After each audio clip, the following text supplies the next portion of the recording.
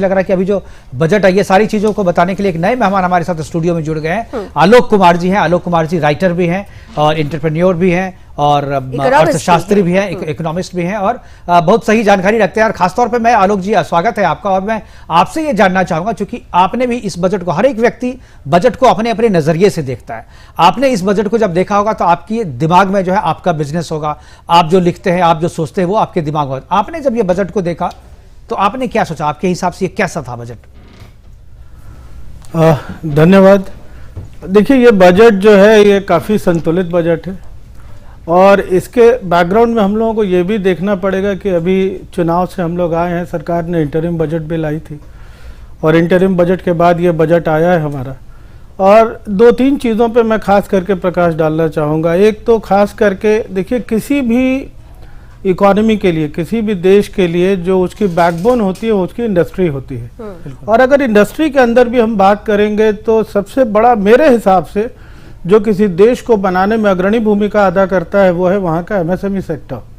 बिल्कुल राइट। सो MSME sector में सरकार के तरफ से कुछ बदलाव लाए गए हैं, कुछ टैक्सेस जैसे एंजल टैक्स के भी आप बात कर रहे थे, कुछ सुधार लाए गए हैं। लेकिन मेरा मानना है कि इस पर और काम की ज़रूरत है, इसको और थोड़ा सरल करना चाहिए, खास करके एमएसएमई सेगमेंट के लिए, क्योंकि एमएसएमई सेगमेंट से कहीं ना कहीं हम लोग इंक्लूसिव ग्रोथ को अचीव कर सकते हैं और सिर्फ अर्बन सेंट्रिक डेवलपमेंट को अवॉइड करके हम लोग डेवलपमेंट को रूरल एरियाज में भी लेके जा सकते हैं। सो एमएसएमई सेगमेंट में और कुछ सहूलियतें आनी चाहिए। वैसे स्वागत योग्य कदम है इस बार जो भी हुआ है, कम से कम पहले से कुछ तो हुआ है, कुछ तो बेहतर हो रहा है। लेकिन मेरा मानना है कि इसके ऊपर और भी कुछ खास कदम उठाए जाने चाहिए। जैसे मेरा एक सुझाव भी है इसके अंदर, अगर अभी आप कहें अब बाद में मैं इस पर डालना चाहूँगा। मेरा मानना है कि पूरे देश में जो भारत की 140 करोड़ की आबादी है, इसके अंदर करीब करीब 1 लाख ऐसे एमएसएमई जिन्होंने कुछ छोटे तबके पर कुछ अपने आप को साबित किया है, उन लोगों को लेकर के 1 लाख उनका एक समूह बनाना चाहिए जिसमें 50,000 लोग हों सर्विसेज सेक्टर से और 50,000 लोग हों जिसके अंदर मैन्युफैक्चरिंग सेक्टर से। और इनको लेकर के इनको टेक्नोलॉजी, इनको चीप कैपिटल, नो हाउ और भी कुछ सारे संसाधन इनको मुहैया कराने चाहिए और सरकार के तरफ से सहयोग देना चाहिए। बिकॉज मेरा मानना है कि आज के दिन में जो हम लोगों ने पिछले कई, खास करके अगर 15-20 सालों की बात करें तो कहीं ना कहीं हमारा जो रूरल एरिया है, हमारा जो ग्रामीण क्षेत्र है, वो विकास से थोड़ा वंचित हुआ है। बिल्कुल नहीं, लेकिन आलोक जी इस बजट पे अगर देखें, if I am not wrong, आप लगातार सुन रहे थे एमएसएमई सेक्टर में, उन्होंने कहा कि हम तो स्किल्ड और वेल इक्विप्ड एमएसएमई सेक्टर बना रहे हैं और इसीलिए उन्होंने जो कुछ प्रावधान किए, अब क्रेडिट गारंटी स्कीम की भी उन्होंने बात कर ली है, मुद्रा लोन को भी बढ़ा दिया। तो क्या ये सब जो स्टेप्स उठाए गए हैं उससे एक बदलाव नहीं आएगा? देखिए, ऐसा है कि हम थोड़ा इसको क्रिटिकली देखना चाहेंगे। एक विल होना और एक चीज़ों को ग्राउंड लेवल पे इम्प्लीमेंट करना, दोनों में कहीं ना कहीं फर्क होता है। जी, तो जैसा कि मैं कह रहा था उस समय कि एमएसएमई सेक्टर के अंदर जो भी अभी हम लोग 1 लाख जो मैं बात कर रहा था एक डेटाबेस क्रिएट करने की, वो अगर हम लोग कर पाते हैं तो उससे सबसे बड़ा क्या है कि हम लोग इंक्लूसिव ग्रोथ की तरफ बढ़ सकते हैं और डेवलपमेंट हमारा सिर्फ अर्बन सेंट्रिक ना हो करके हम लोग रूरल सेंट्रिक एम्प्लॉयमेंट भी क्रिएट कर सकते हैं। आप जो देख रही हैं आजकल तो नहीं, काफ़ी वर्षों से जो पलायन है हमारा शहरों की तरफ बढ़ता जा रहा है।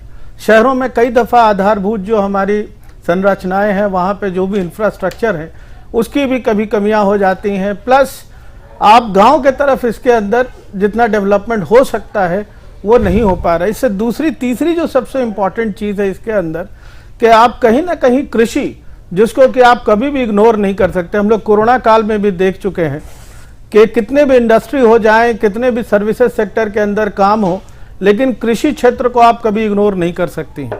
सो अगर हम लोग इस तरीके से काम करें तो कहीं ना कहीं हम लोग अपने गांव के तरफ भी ग्रोथ को ले जा सकते हैं, डेवलपमेंट को ले जा सकते हैं।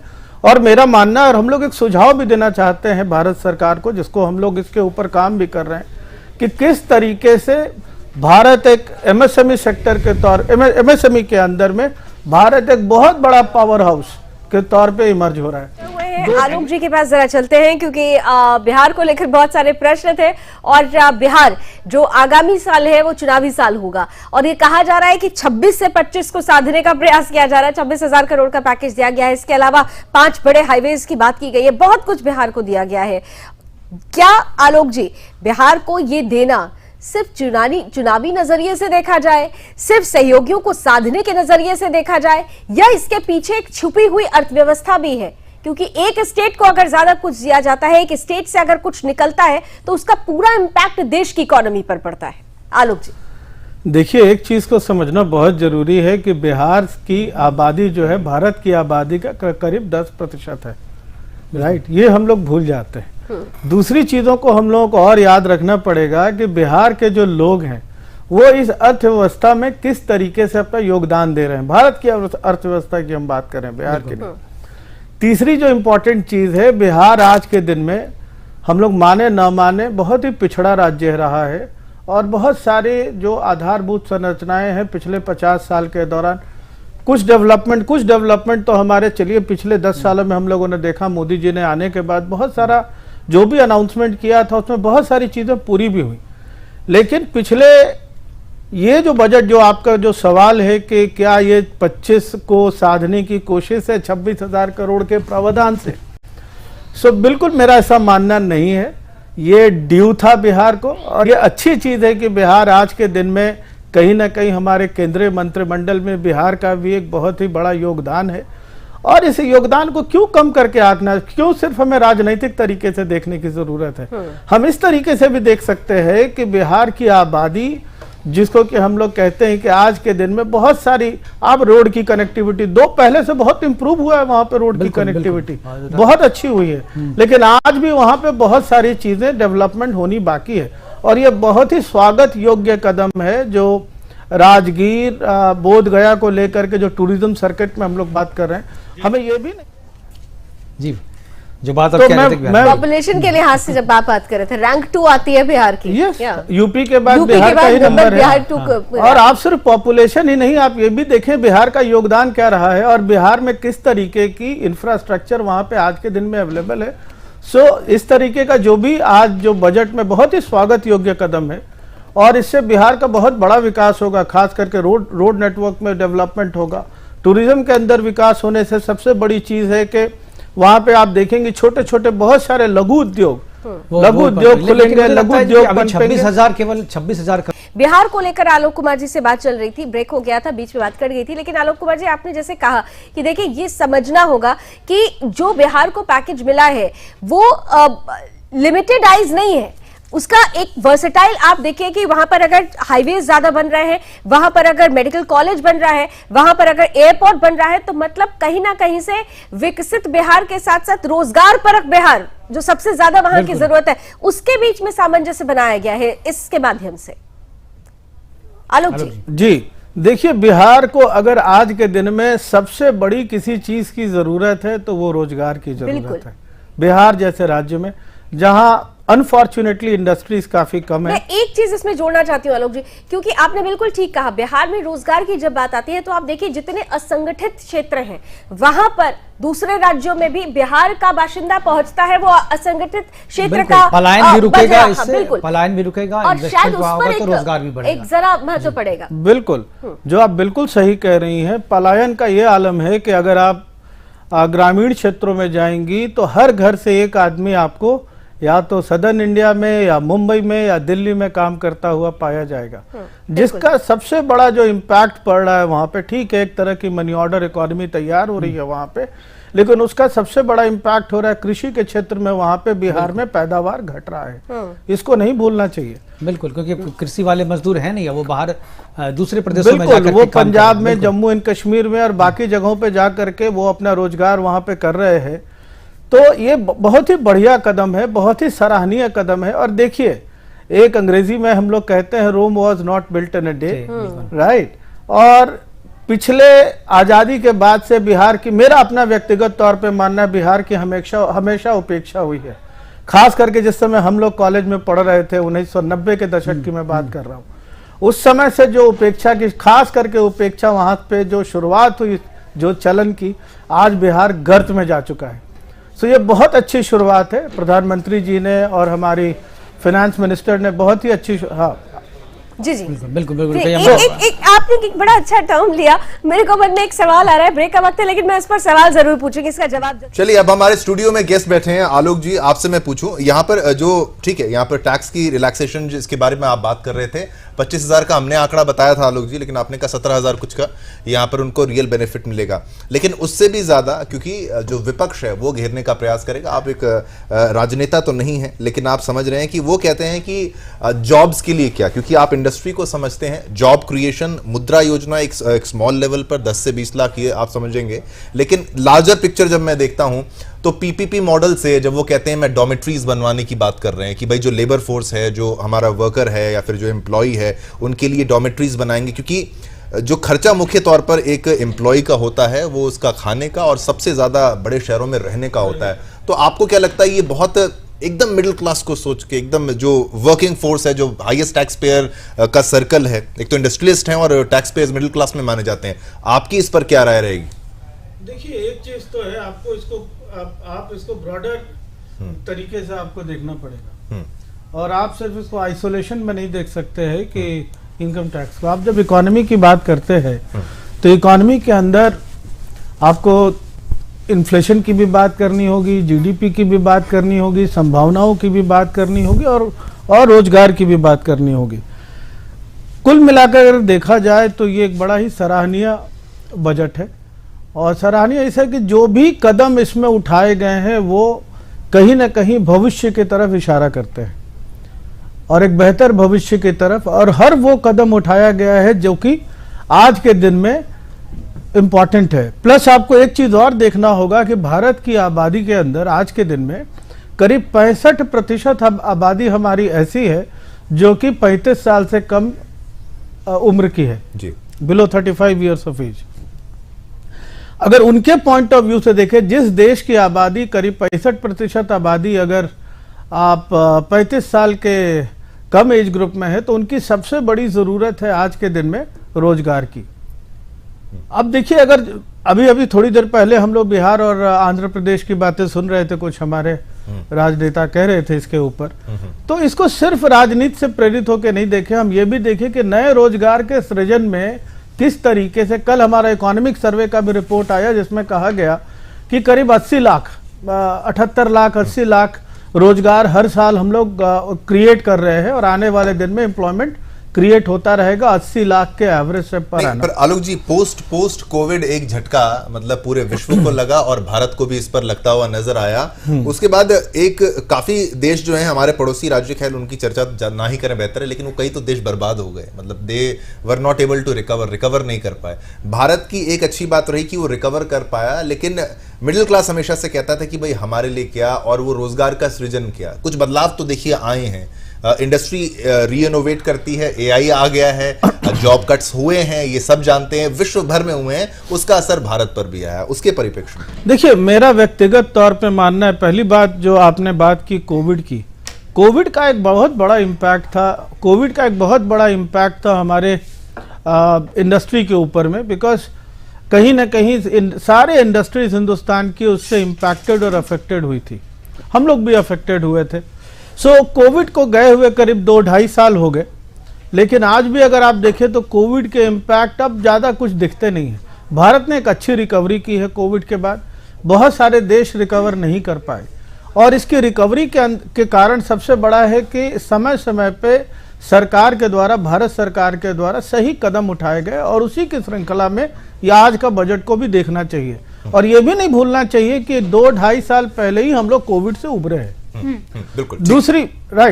दूसरी जो बहुत इंपॉर्टेंट एक चीज है, जो आपने आर्टिफिशियल इंटेलिजेंस एआई की बात की जी, मेरा इस पे मतलब कन्विंसिंगली हम आपको कहना चाहेंगे कि एआई के आने से रोजगार के ऊपर पॉजिटिव इम्पैक्ट पड़ेंगे। जिस तरीके से शिवम हमने देखा कि किस तरीके से उनकी तरफ से लगातार कहा जा रहा था कि हम युवाओं को रोजगार देंगे, और उस बजट में युवाओं को रोजगार देने के लिए यहाँ पर जो एनडीए सरकार है वो काम करती नजर आ रही है, और यही वजह है कि इस बजट में 1 करोड़ युवाओं को इंटर्नशिप देने की बात कही गई है। टॉप कंपनीज में अगले 5 साल तक। जी, लेकिन हालांकि आने वाले समय में मुझे ऐसा लगता है कि पार्टी के ऊपर, सरकार के ऊपर उस बात का भी प्रेशर होगा कि इंटर्नशिप तो आप दे देंगे, लेकिन इसके बाद स्किल्स आप डेवलप कर देंगे। जॉब को लेकर भी आने वाले समय में प्रेशर बनता नजर आएगा। आलोक जी, देखिए, जॉब को लेकर के तो प्रेशर है। एक वैसा देश जहां पे इतनी बड़ी आबादी युवा है, तो वहां तो जॉब तो एक हमेशा से एक ज्वलंत मुद्दा रहेगा। और चुनाव में भी हम लोगों ने देखा जॉब के ऊपर सभी लोग बात कर रहे थे। तो जॉब तो एक मुद्दा है और जॉब का क्रिएशन तो करना होगा। और ये 1 करोड़ जो हम लोग बात कर रहे हैं, इंटर्नशिप की बात कर रहे हैं कि 1 करोड़ लोगों को बड़ी कंपनियों में इंटर्नशिप का मौका देगी, तो कहीं ना कहीं उससे कुछ बदलाव हम लोग उम्मीद कर सकते हैं कि वो बच्चे वहाँ जाएंगे तो वहाँ ट्रेनिंग लेंगे, वहाँ सीखेंगे, एक कॉर्पोरेट कल्चर क्या होता है उस कॉर्पोरेट कल्चर को समझेंगे और उसके हिसाब से फिर वो आने वाले दिन में अपने आप को तैयार कर पाएंगे। तो ये पूरी एक प्रक्रिया है जिसमें एक कॉर्पोरेट कल्चर के को आप एक्सपोज होते हैं, आपका एक्सपोजर होता है, जिससे कि आपकी तैयारी करने में आपको मदद मिलती है। बिल्कुल। ये उस लिहाज से अगर देखा जाए तो ये एक सराहनीय कदम है। ठीक है। दिव्या आपसे प्रश्न लेगी, मैं आपसे पूछना चाहता हूं, ईज ऑफ डूइंग बिजनेस की बात कही गई और जो फॉरेन कंपनीज हैं उनके लिए भी कुछ प्रावधान इस बार समझ में आ रहा है, थोड़ा सा आसान करना, क्योंकि अगर आप इजी रखेंगे, आपके जो आप उनको कॉम्पनसेट करेंगे, उनको ज्यादा तंग नहीं करेंगे, टैक्स ज्यादा नहीं करेंगे, तो बाहर से कंपनीज आना यहां पर चाहेंगी। इस बजट को देखते हुए आपको लगता है ऐसा कुछ अच्छा होगा? देखिए, भारत आज के दिन में 2 चीजों को इसमें समझना बहुत जरूरी है। एक तो है कि जिस तरीके से चाइना का अवसान हुआ है पोस्ट पैंडेमिक, कोविड के बाद अगर आप देखें तो आम जनमानस जो है, जो ग्लोबल जो जनता है हमारी, उनके बीच में चाइना को लेकर के सबका भरोसा घटा है और घटना भी चाहिए। बिकॉज कहीं ना कहीं हम लोग ऐसा मानते हैं और विशेषज्ञों का भी मानना है कि कोविड वायरस की शुरुआत चाइना से हुई थी। कुछ लोग कहते हैं वो जैविक हथियार के तौर पे उसकी टेस्टिंग हो रही थी, क्या हो रही थी, चलिए वो सब बहस का मुद्दा है, लेकिन ये तो तय है कि वहीं तो शुरुआत हुई और इतनी बड़ी आबादी को जिसका परिणाम भुगतना पड़ा। अब क्या है कि पूरे परिवेश में अगर चाइना के अलावा कौन सा ऐसा देश है, अब पूरी दुनिया जो है ये देख रही कि चाइना को रिप्लेस करे, नहीं तो चाइना जिस तरीके से आगे बढ़ रहा है और जिस तरीके से उन लोगों ने अफ्रीका में अपनी कॉलोनी बना ली है, अमेरिका के ऊपर उनका ट्रेड में आप देखें तो बहुत बड़ा ट्रेड डेफिसिट क्रिएट हो रहा है अमेरिका के अंदर। तो सभी लोग, चाहे वो अमेरिका हो या बाकी के डेवलप्ड कंट्री हो, वो लोग देख रहे हैं कि चाइना का किस तरीके से हम लोग एक ऑल्टरनेटिव ढूंढ सकते हैं। अब चाइना के ऑल्टरनेटिव में अगर देखा जाए तो हिंदुस्तान के अलावा पूरे विश्व के पास दूसरा कोई विकल्प नहीं है।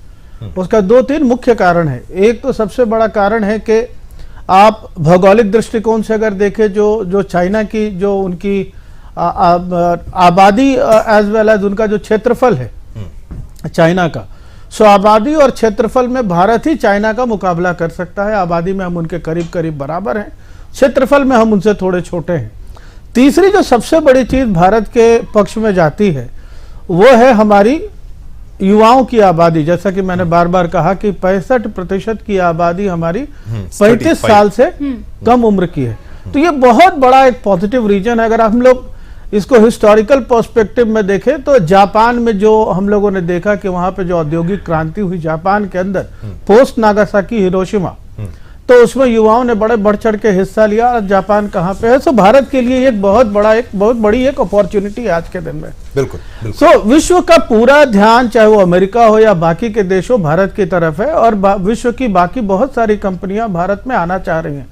और आज जो बजट के अंदर बहुत सारे जो टैक्सेशन में रिलीफ हुए हैं और जो दूसरे तरीके के कदम उठाए गए हैं, इससे कहीं ना कहीं उनके जो विदेशी कंपनियां हैं जो भारत में पूंजी लगाना चाहती हैं, उनको एक सुविधा होगी। दूसरा एक बहुत ही इंपॉर्टेंट, हम 1 मिनट लेना चाहेंगे कि अगर आप देखें जो सकारात्मक प्रयास पिछले बजट में हम लोगों ने लिया था, भारत की सरकार ने लिया था, जिसके अंदर उन लोगों ने जो विदेशी कंपनियां जो हिंदुस्तान में अपना फैक्ट्री लगाएंगी उनको PLI परफॉर्मेंस लिंक्ड इंसेंटिव उनको अनाउंस किया गया था, PLI स्कीम दी गई थी। आज देखिए पूरे विश्व में, तो उसी हिसाब से आप देखिए एप्पल ने इंडिया में अपनी फैक्ट्री लगाई और आज पूरे विश्व का 14% जो आईफोन बिकता है पूरी दुनिया में, जो सबसे बड़ा उत्पाद है आज के दिन में, उसका 14% सिर्फ भारत में उसका निर्माण हो रहा है। तो भारत पूरी दुनिया के आईफोन का 14% भारत में उसकी मैन्युफैक्चरिंग हो रही हिंदुस्तान जो कि चीन में होती थी ज्यादा, जो कि पहले चीन में होती थी। बिल्कुल, बिल्कुल। दूसरी जो सबसे दूसरा चीज है जिसका अगर आप देखेंगे तो $14 बिलियन का वो उसका मार्केट साइज है। सो भारत ने पिछले 1-2 सालों के अंदर करीब 14 बिलियन फॉरेन करेंसी अपने किटी में जोड़ा है। तो ये एक सकारात्मक कदम है और हम उम्मीद करते हैं ये जारी रहेगा। धन्यवाद। ठीक है, बिल्कुल। वापस आते हैं बजट 2024 पर मेगा कवरेज हमारी जारी है। आलोक कुमार हमारे साथ इस वक्त स्टूडियो में बैठे हैं। आलोक जी, आपसे बात में पूछना चाहूंगा कि भाई जॉब्स बढ़ने के लिए एमएसएमई सेक्टर पर भी फोकस है। टेक सपोर्ट पैकेज एमएसएमईज के बारे में यहां पर बोला है। सिडबी के 24 नए ब्रांचेस एमएसएमई क्लस्टर्स को सर्व करने के लिए, मुद्रा लोन को 10 से 20 लाख कर देना, ये बड़े स्ट्रॉन्ग पॉइंट्स इस बार बजट के समझ में आ रहे हैं। क्योंकि उद्योग होगा तो पैसा आएगा तो नौकरियां होंगी तभी तो लोग कहेंगे कि भाई हाँ, नौकरी दे पा रही है सरकार। नहीं, बिल्कुल। और अगर जिस तरीके से हम लोग हमेशा से परिकल्पना हमारी रही है कि जो ग्रोथ हो वो इंक्लूसिव ग्रोथ हो, वो सिर्फ शहरी क्षेत्रों तक सीमित ना हो। ग्रोथ जो है हमारे ग्रामीण क्षेत्रों तक भी ग्रोथ की पहुंच होनी चाहिए। और ये सब बड़े सराहनीय कदम है। जैसे सिडबी के करीब branches 25 if I am correct branches को 25 ब्रांचेस को खोलना। दूसरी चीज है कि इंडिया पोस्ट अपने बैंक्स भी खोलने जा रही है। आप देखें तो सुदूर नॉर्थ ईस्ट के इलाके में इंडिया पोस्ट का बैंक भी खोलने जा रहा है। तो ये सब काफी सराहनीय कदम है। और इससे जो सबसे बड़ी जो जरूरत है देश की कि रोजगार का सृजन हो, रोजगार का क्रिएशन हो, और वो सिर्फ शहरों तक ही सीमित ना रहे, उसकी पहुंच गांव तक भी हो। राइट। तो ये एक बहुत ही सराहनीय कदम है और इसमें कोई दो मत नहीं है कि इन चीजें शायद ये शुरुआत भी है और ये शुरुआत जारी रहेगी। प्लस इसके अलावा ये भी हमें नहीं भूलना चाहिए कि एमएसएमई के अंदर में अभी सरकार ने कुछ ऐसे प्रावधान किए हैं जिनके अंदर के आपको फंड्स जो लिक्विडिटी कहते हैं जिसको हम लोग, कि उसके ऊपर 100 करोड़ तक का उन्होंने कहा है कि अगर कोई हो तो उसके अंदर सरकार के तरफ से आप बैंकों को अप्रोच कर सकते हैं और आपकी क्रेडिट हिस्ट्री और बाकी चीज़ों को देखते हुए उसके ऊपर लोन को भी काफ़ी उसमें सरल बनाया गया है। तो ये सारी चीज़ें बड़ी अच्छे कदम हैं।